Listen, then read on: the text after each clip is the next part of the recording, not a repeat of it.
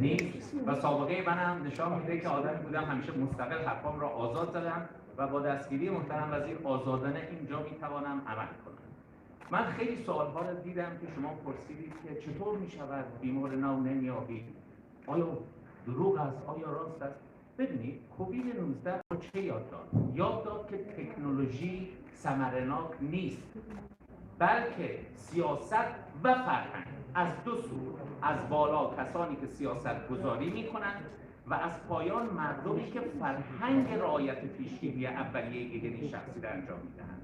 ما در آمریکا هنوز مشکل داریم، ولی که مشکل سیاست گذار کلان و هم ریخته بوده است و مردم هم آن پاسخ را درست ندادند. شما چطور به این نتیجه رسیدید؟ انیتا هم میآید. نمیگیم ویروس نیست، در همه جای دنیا ویروس هست، ولی بیماری نیست. چرا نیست؟ یک، سیاست ها منسجم بوده است، یک، ستاد، دستور مستقیم. شما رسانه ها، شما هم کمک کردید، در تمام تلویزیون ها، مجله ها آموزش عمومی دادید، پس نتیجه کار خودتان است و مردم هم درست جواب دادند. پس تا اینجا این موفقیت به همه شما، به حکومت تاجیکستان، به وزارت تندرستی و به مردم تبریک میگم. لیکن باید هوشیار باشیم. باید هوشیار باشیم که دو مرتبه نیاد ویروس. پس این خیلی مهم است، این دستاورد یکم. دوم، در رابطه با سوالایی که کردم راجع به جمعیتی که بیمار شده است، آیا سببش این است که ما بیماری جمعی داشتیم که نمی‌بینید؟ نه. آن زمانی می شود که 85% مردم بیماری را گذرانده باشند.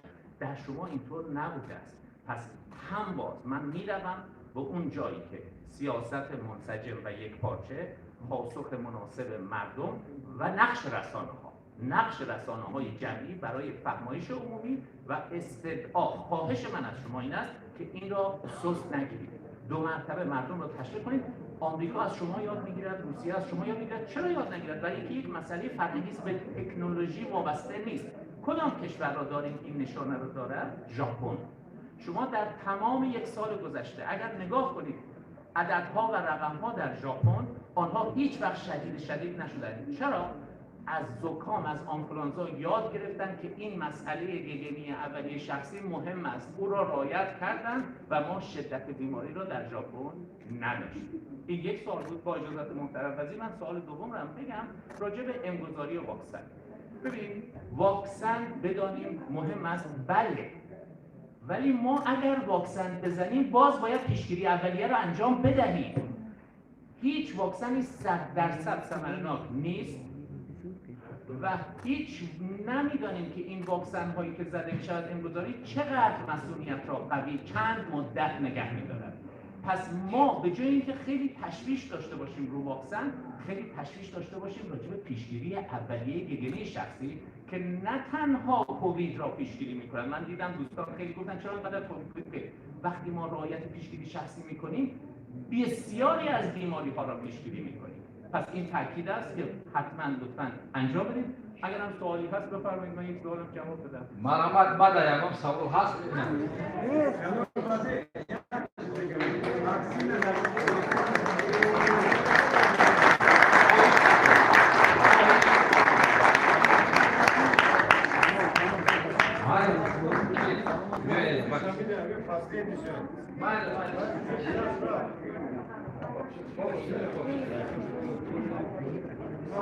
همین نشست اینا یک ساعت 40 minut. با اجازت شما من روم. دوستان من هستم، اگر سوال دارید بفرمایید بشینید من هستم.